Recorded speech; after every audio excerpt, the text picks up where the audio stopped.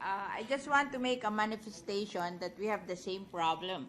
We built Las Piñas. drug rehab facility which was inaugurated by the President last December.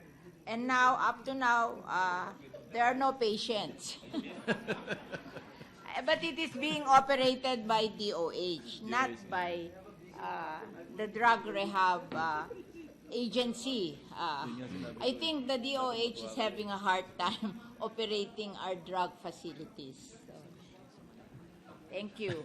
Mr. President, Yes, Senator nagtataka ko bakit nalulungkot silang walang pasyente doon sa ano. Ang ibig sabihin, walang severe cases na nagpapa-admit. I So see your dapat point. matuwa sila dahil yung LGU, very efficient. I see your point, but you know, knowing that there are more than 1.7 million drug dependents in the country, it is surprising that this is Just as happening. an Anyway, intervention, that is what the good sponsor postulates.